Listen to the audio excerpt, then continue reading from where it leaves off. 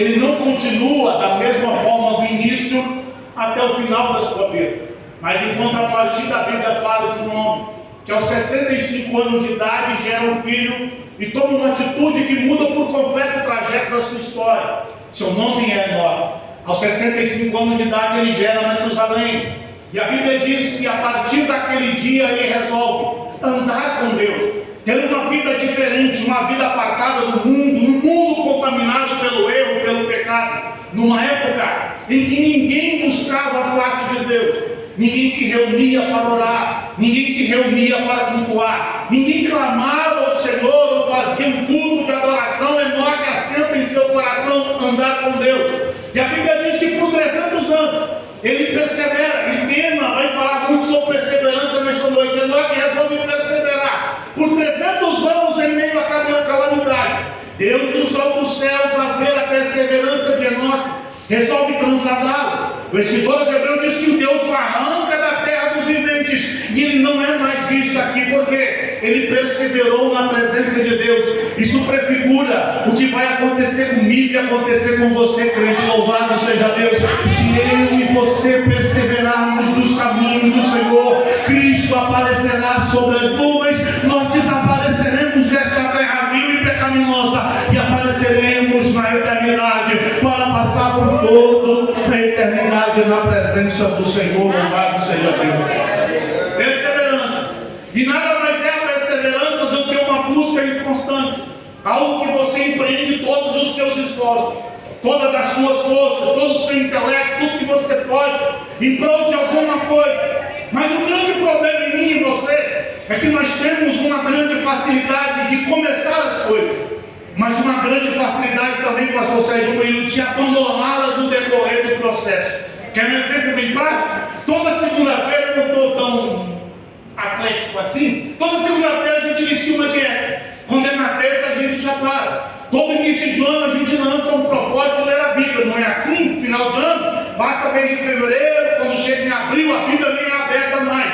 A gente tem costume de lançar projeto. Lançamos todas as coisas, mas nós abandonamos no começo. Mas por que a gente lança tantas novidades, tantos projetos novos? Porque o novo nos atrai. A primeira experiência em todas as coisas, ela é fascinante, ela é maravilhosa. Mas assim como o homem tem essa facilidade de algo novo para a sua vida, de um novo projeto, um novo propósito, nós também temos a mesma capacidade de nos acostumarmos com isso e abandonarmos. Mas eu não ligo isso com relação à minha vida secular, não tem problema algum. Pode ter com relação à sua área financeira, mas no geral não. Mas o grande problema, Henrique, é quando nós começamos a tratar as coisas de Deus da mesma forma, onde tudo no começo é uma novidade espetacular que nos chama a atenção e nos prende. Mas aí com o passar do tempo, nós vamos nos acostumando e não valorizamos mais. Que é isso, Rico? Êxodo capítulo de número 16. Após Israel sair do Egito com a mão potente de Deus, Deus com graça, misericórdia, usando Moisés, faz com que eles saiam do Egito, atravessem o mar vermelho de pés enxutos.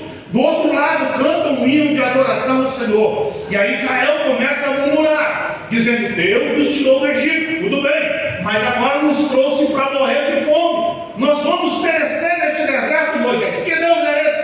A Bíblia diz que Moisés resolve orar, pedindo a Deus misericórdia. Deus fala: Moisés, fala para o povo ficar tranquilo, eu vou sustentar. Todos os dias eu vou fazer o maná descer dos céus.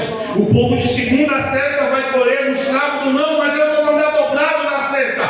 Vocês vão ter alimento. Êxodo 16, quando o maná cai pela primeira vez, Israel diz: o que é isso? Há uma fascinação, pastor. Há um espanto, porque pela primeira vez na história o maná desce, mas o tempo se passa. Israel, como eu e você, se acostumou infelizmente com a única coisa que não pode se acostumar, que é com as coisas do Senhor. A Bíblia anda, Números capítulo de número 5. Mais uma vez Israel está murmurando, e agora de forma pesada fala algo terrível contra Deus. Israel diz: nós nos lembramos dos peixes, dos alhos, dos polvos, das cebolas que nós comíamos no Egito. Mas agora nossa alma se seca, coisa alguma há a não ser este maná. Aquilo que outrora foi motivo de alegria e festa, Agora Israel não aguentava mais comer. Números 21, 22, por ali, mais uma vez Israel estava murmurando e joga na face de Deus, dizendo: Deus, nós não suportamos mais este vil maná. Israel estava tornando desprezível o milagre de Deus. Israel estava cansado de ver Deus todos os dias o abençoar. Israel estava cansado. E com esta mensagem eu quero te fazer a voltar ao início da nossa fé. Você sendo jovem há muito tempo de crente, onde toda novidade, algo que acontecia na presença do Senhor, era motivo de eu e você adorarmos a Deus e exaltarmos o Senhor. Mas parece que o tempo vai passando e nós vamos pegando essas coisas e tratando como um maná. E isso é um grande problema. Sabe por quê? Quando a gente iniciou a nossa fé, quem sabe você nem se encontrou com Cristo num culto público, na igreja ou numa cruzada. Eu mesmo encontrei Jesus, me encontrou, foi num culto nos lares. Não era um grande pregador com boa dicção, oratória, grande conhecimento teológico, escritor, um camarada que sabia tanta coisa não, mas na simplicidade do evangelho, ao pregar parece que Deus estava falando comigo. Eu sei que foi com você da mesma forma, um pregador que não sabia tanto, mas a graça de Deus entrou no seu coração e você entendeu: há um Deus leve a fé, há um Deus que ama e há um Deus que tem um projeto na minha vida.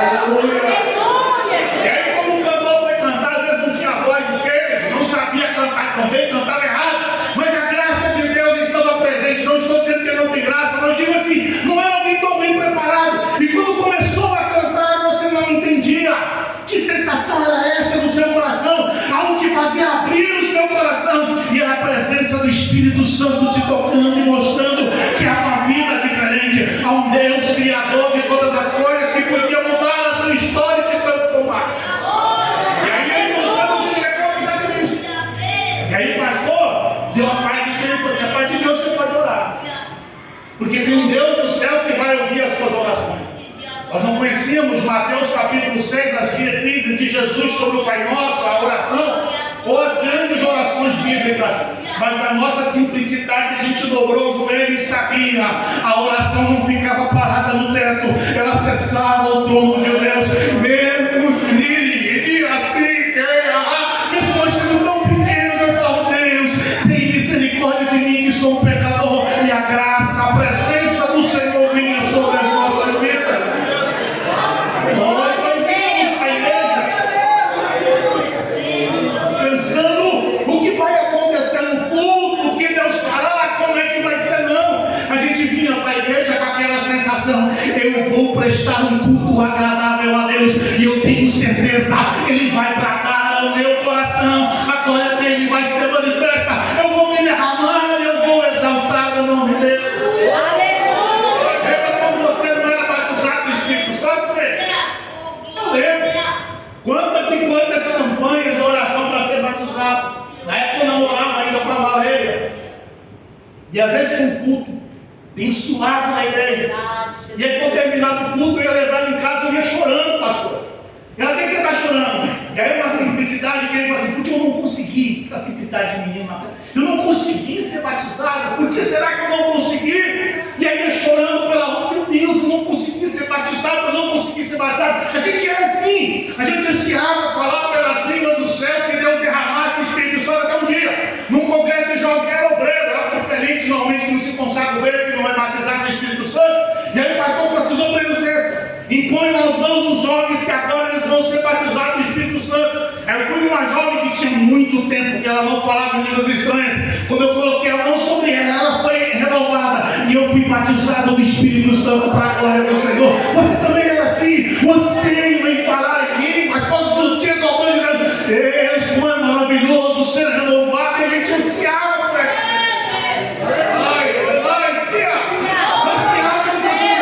As orações não eram momentos de um bate-volta, de dizer: eu vou orar para não dizer que eu não passei um dia para o Senhor, não. A gente dobrava o joelho e dizia: Deus, eu não me levanto daqui enquanto eu não ouvir a tua voz e sentir a tua presença, para dar um renovo e consolo e conforto ao meu coração. Aleluia! Palavra de Deus. Aleluia! Nós não sabíamos citá-la, não conhecíamos sequer os 66 livros da Bíblia, nunca nem tínhamos lido, quem sabe.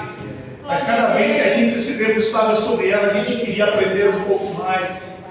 dia passado aqui, sabe o que você fez? Eu tive um tempo no início da fé, abri a Bíblia às vezes 11 horas da noite, dava 6 horas da manhã, a Bíblia ainda estava aberta tentando aprender. Quem sabe você foi além? Você foi como Martinho Lutero. Lutero, a história conta de que ele trabalhou na tradução da Bíblia, do latim para o alemão. Ele queria torná-la acessível. Essas linguagens que nós temos no dia de hoje da Bíblia, era o que Lutero sonhava no alemão para a época dele. Ele conversava com as lavandeiras, nos açougues, onde quer que ele passava para pegar palavras mais simples, e ao traduzir a Bíblia, ele colocar isso. Era um dia Henrique, ele pega e entra no recinto para traduzir a Bíblia. Passaram-se 3 dias. Ninguém vê sinal de vida. Chamam um serralheiro para arrombar a porta, para ver como é que Lutero estava lá, se já tinha morrido, o que tinha acontecido, ele tinha passado mal. Ao arrombarem a porta, a história conta, não encontra o Lutero caído e morto, mas debruçado sobre as Escrituras, escrevendo, ele diz: eu sequer percebi que haviam se passado 3 dias na presença de meu Deus, o tanto maravilhoso que é desfrutar da palavra do Senhor. Eu sei, você também amava e ama a palavra de Deus, e tinha esse anseio cada vez maior. Aleluia. Na nossa chamada, no anseio início, a gente espera que Deus esteja levando a palavra de Deus. Quem sabe no início, você foi como John Wesley. Wesley chegou a pregar cerca de 780 sermões num ano. Pregava quase 2 a 3 sermões por dia, anunciando o Evangelho. A gente era assim, mas o tempo passou. E o tempo, ele é um grande inimigo. Mas não importa se o tempo passou, o que importa é como está o seu coração hoje. Se o medo do seu coração encontra-se como aqueles discípulos no caminho de Emaús, Lucas capítulo de número 24. Jesus tinha morrido. E logicamente, como ele mesmo tinha prometido, ressuscitar ao 3º dia. Aquilo causou um alarde, causou uma bagunça na sociedade. Mas os discípulos estão cabisbaixos, pastor Sérgio, andando até Emaús, porque perderam o Senhor Jesus. E o corpo de Cristo tinha desaparecido. Enquanto eles estão caminhando, o terceiro personagem entra em cena e começa a conversar com eles. Quais são as últimas mãos? E a Bíblia diz: eles estavam com os olhos como que fechados para não perceber quem ele era. E aí você não sabe das últimas? Do Jesus poderoso em palavras e obras, que esteve no nosso meio, curando enfermos, repreendendo demônios, fazendo grande prodígio, e que morreu. Aí o personagem que apareceu em cena fala assim: mas não convinha que ele ao 3º dia ressuscitasse? Não estava escrito acerca dele sobre isso? E a conversa vai se avançando, as horas vão se avançando. Resolve parar no ambiente para pousar, para dormir. E aquele personagem, a Bíblia diz, ele tinha uma forma especial de dar graça. Ao tomar o pão, quando ele vai dar graças, Lucas diz que ele desaparece.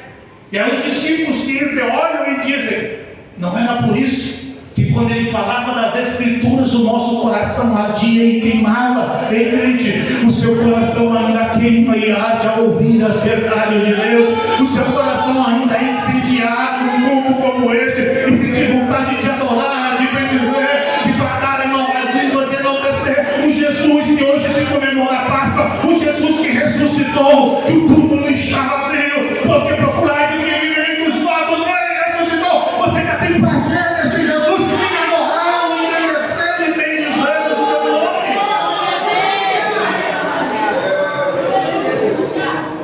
Aí você pode ali com a vida e diz: como Salomão, passei por muitas coisas na minha vida.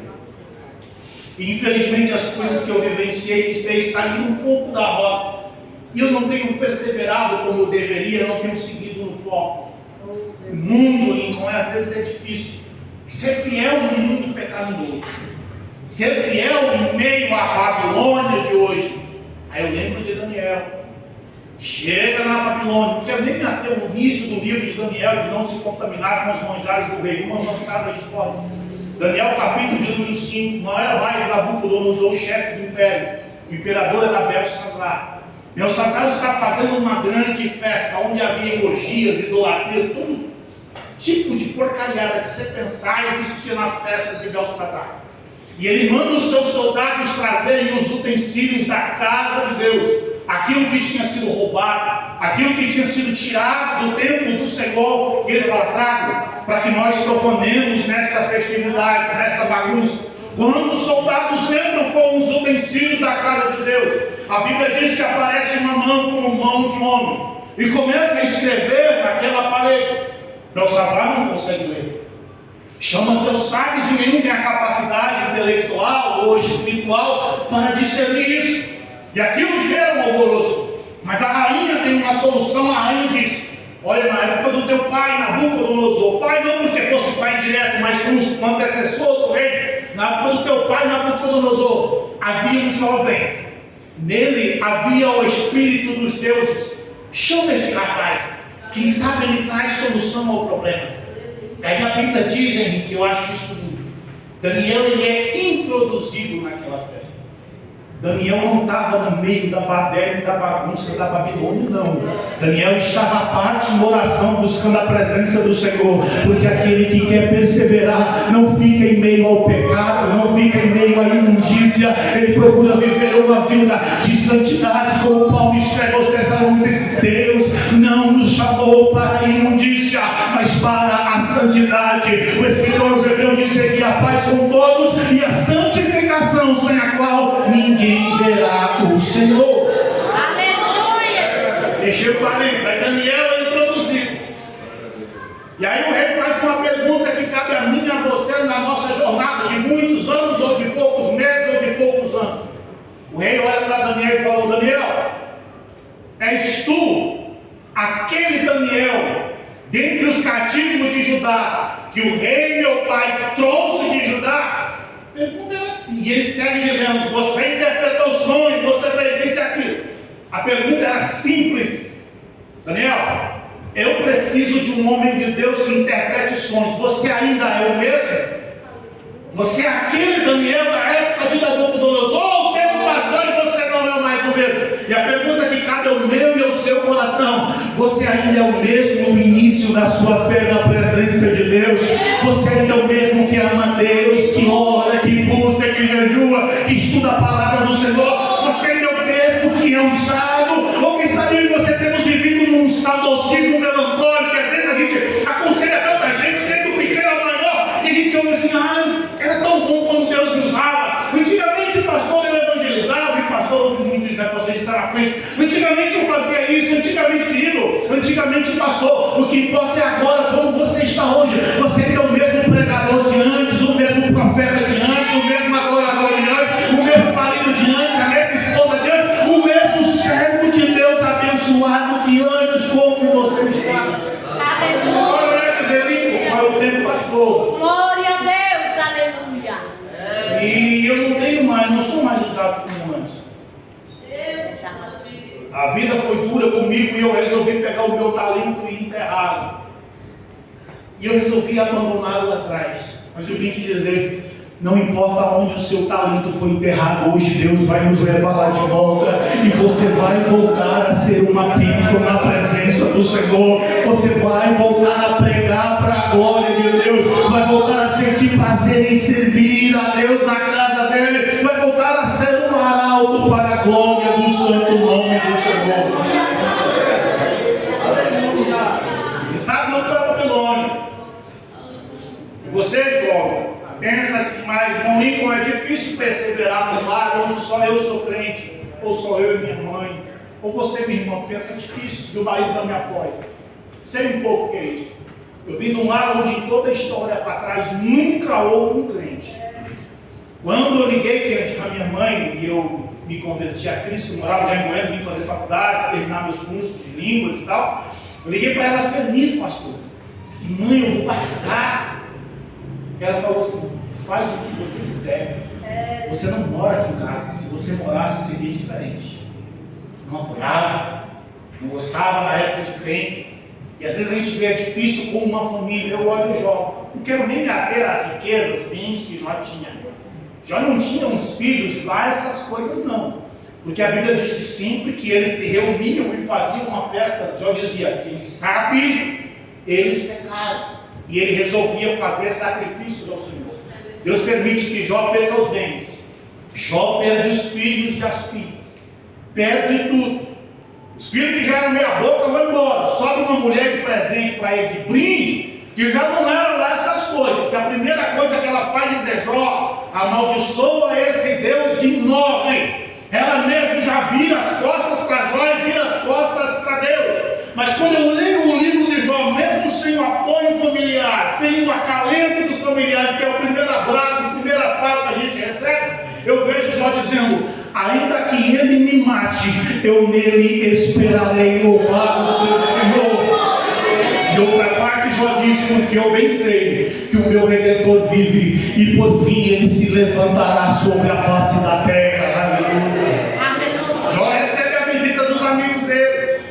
Não são amigos com uma teologia correta, mas com uma teologia totalmente deturpada, onde para os amigos de Jó não tem como o justo sofrer. Para eles, se Jó estava sofrendo é porque tinha pecado. E eles passaram o tempo inteiro dizendo: Jó confessa, não tem condições de você ser crente, está desse jeito aí, irmão.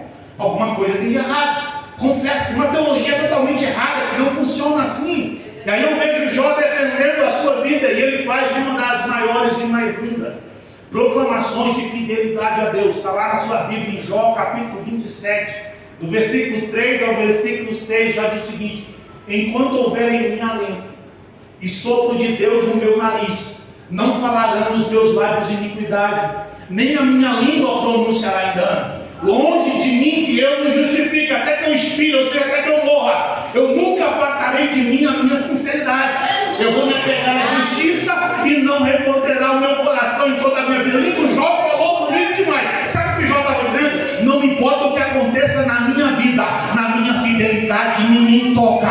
O meu relacionamento com Deus, ninguém toca. Posso perder tudo, mas eu vou seguir adorando, eu vou seguir exaltando, eu vou seguir servindo ao meu Senhor. Louvado seja Deus. Nada falou. Aí você diz: mas eu parei na caminhada e não sou o mesmo por causa da obra. Realmente, a obra de Deus não é difícil. Os homens a tornam difícil. É sempre Deus quem faz. Eu sei que às vezes são 20 anos de ministério já. Sei que às vezes eu iniciei bem novo no ministério. Estou velho não, tá? Porque eu iniciei bem novo mesmo. 20 anos a gente sofre muito. Muitas lágrimas, muitos sofrimentos. A gente diz: não, mas e quer justificar? Às vezes: não, pastor, eu sofri tanto, pastor, não quero mais o carro, eu não quero trabalhar, não quero mais ser o mesmo, eu não quero ajudar na obra, porque eu tenho sofrido. Eu olho a Bíblia, a história do apóstolo Paulo. Um homem que após a sua conversão já começa a fazer a obra de Deus. E Paulo, para não ser morto, precisa de ser descido dentro de um cesto, do outro lado do muro, os irmãos colocando para ele descer em segurança, para que ele não seja morto. Paulo sofre todo o seu ministério.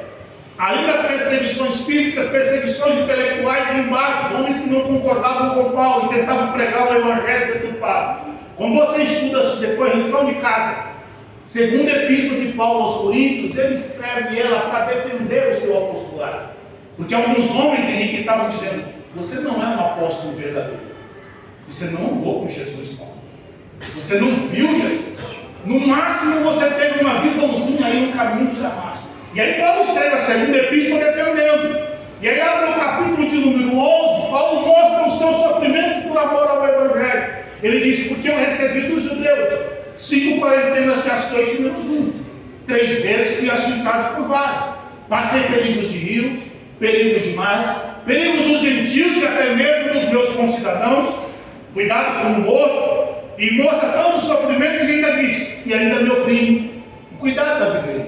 Quando ele escreve a epístola aos Filipenses, que é considerado teologicamente a carta da alegria, parece que Paulo está na praia, tomando banho na praia, mas não está. Tanta alegria no seu coração, mas ele está dentro do cárcere. E ele diz: eu aprendi a me contentar com o que tenho. Ou seja, ele aprendeu a vivenciar momentos difíceis e momentos fáceis. Paulo não termina o seu ministério assentado no trono, sendo aplaudido. Paulo não termina o seu ministério sendo carregado nos braços de todos, não. Ele está preso em Roma e, com uma certeza, vai morrer e ser decapitado. Mas aí ele escreve uma epístola ao seu filho na fé amado, Timóteo, com inúmeras orientações pastorais. Mas na epístola de número 2, segunda epístola, ele faz uma despedida, que é uma das despedidas mais lindas da Bíblia. Paulo diz: porque eu já estou sendo oferecido por aspersão de sacrifício.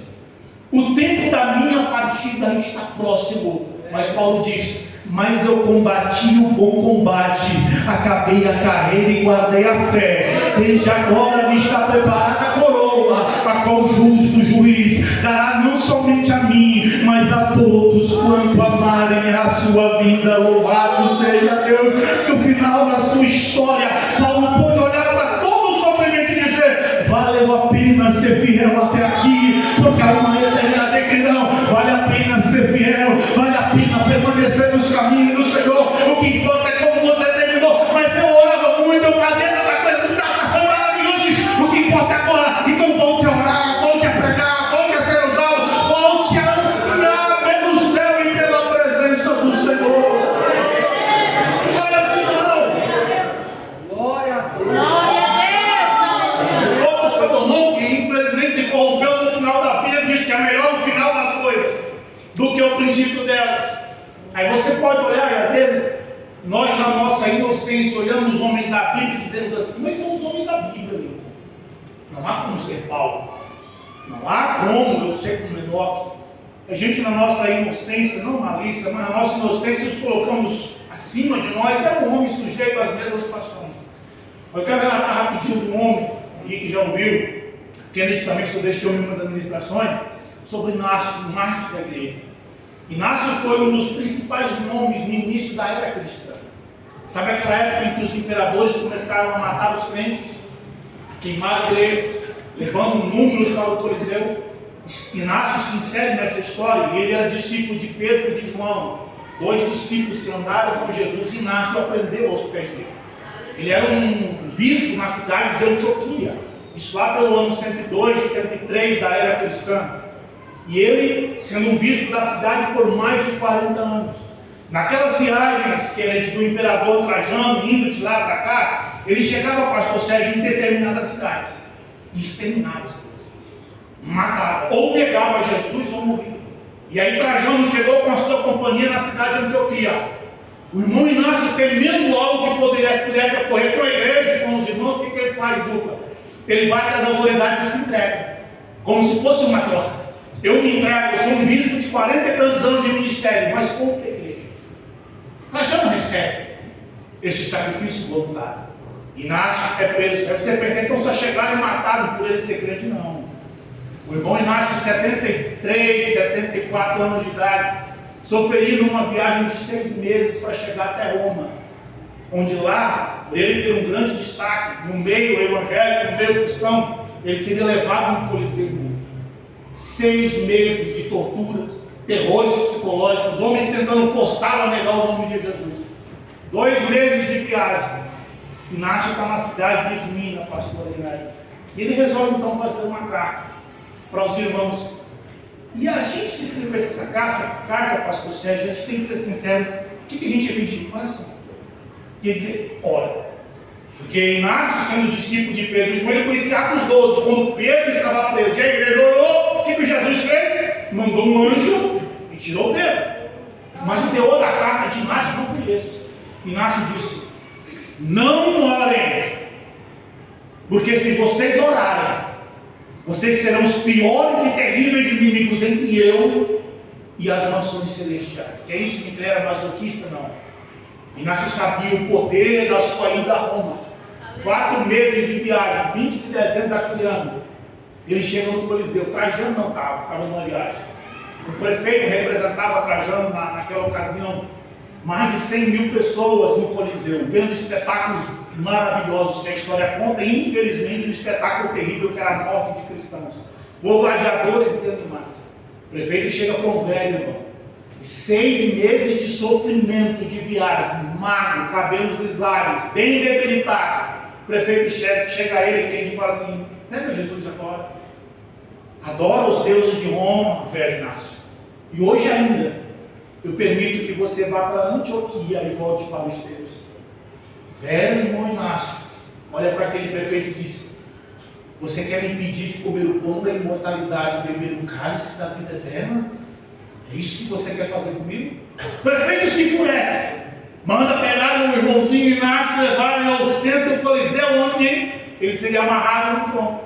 E normalmente usavam-se ursos, leopardos, leões, tigres, animais que ficavam dias sem se comer. E aí quando abriam os portões, todo mundo ficava: mortos aos cristãos, os animais vinham, comiam os crentes diante de todo mundo, e o povo gritando de alegria em ver o crente ser comido.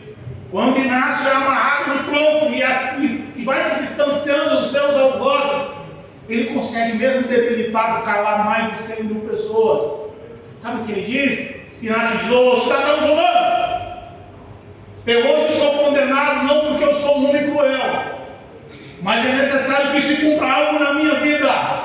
Hoje eu tenho certeza, eu vou ser triturado como um trigo pelo dente destas feras, mas eu vou me apresentar a Deus como um pão branco e puro para a glória do nome do Senhor. Louvado e exaltado seja o nome do Senhor. Aí Inácio cai de joelhos e as feras pagam o mundo.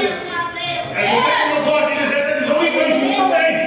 Você acha que é só você que lê um punhadinho de livro? Não, também lê. Deus não poupou Inácio, não. Que conversa é essa que você que no culto de jovens fala para mim de um mártir que morreu no Coliseu? Por que Deus não guardou ele como um grande general plástico que se converteu? Ou como um menino marinho? E tantos outros que no Coliseu foram guardados? Eu li a história, Lincoln. A Bíblia diz que os animais tragaram, rasgaram a carne de Inácio.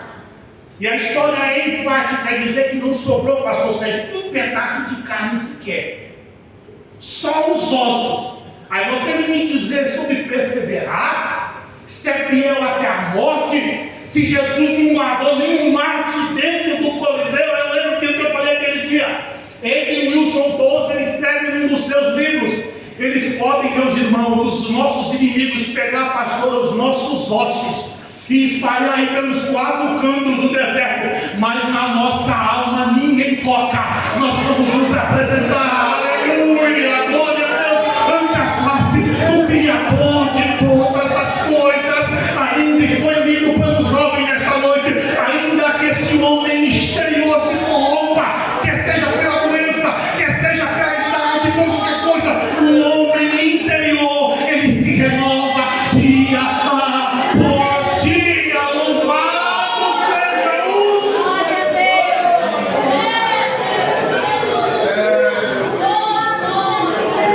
Nós temos que perseverar, nós temos que permanecer fiel ante essa pessoa. Chega dessa conversa, qualquer coisa que aconteça, eu vou abandonar Jesus, eu não aguento mais. Jesus morreu na cruz, ele se entregou e ressuscitou, como nós comemoramos hoje na Páscoa. Foi partir da vida e vida abundante. Mas ele disse: no mundo tereis aflições, mas tende bom ânimo, eu venci o mundo. E ele fez a promessa: eu estarei conosco todos os dias até a consumação do século. Então Jesus partiu desta terra crucificado e com uma coroa de espinhos. Chega dessa conversa de eu e você queremos andar por aqui sendo aplaudido pelo mundo e carregado pelos braços. Jesus foi na cruz e ele disse: aquele que quiser vir após mim, tome a sua cruz, negue-se a si mesmo e siga-me. Bendito é o Senhor. É um caminho rumo ao Calvário, caminho de dor e sofrimento, mas um caminho de certeza, uma vida eterna que te aguarda. Bendito é o Senhor. Ela ensinar, ele te pode até tumbar nesta terra por alguma enfermidade ou morte, mas os nossos olhos vão se abrir na eternidade. E aí João diz: eu vi a santa cidade adornada como a noiva do Cordeiro descendo do céu. E ele diz: ali não haverá dor, não haverá pranto, não haverá morte e não haverá sofrimento. João diz: eu vi o trono e nele assentado aquele que é o Alfa e aquele que é o Ômega. Bendito é o nome do Senhor. E aí João, sabe o que ele diz?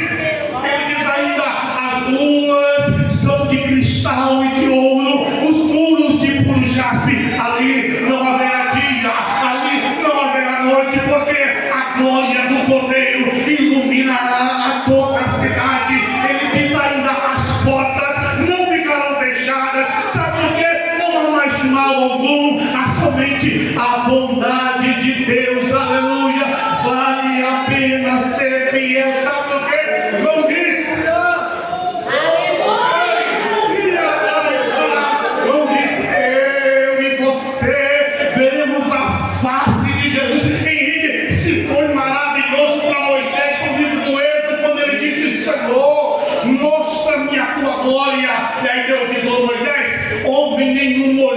minha face e viveu, mas eu farei passar toda a minha bondade, a minha misericórdia, e eu vou proclamar o meu nome. Eis um lugar ante a fenda da rocha, ali você vai ficar, eu passarei, porém a minha mão, e você me verá pelas costas. A Bíblia diz que quando Moisés ali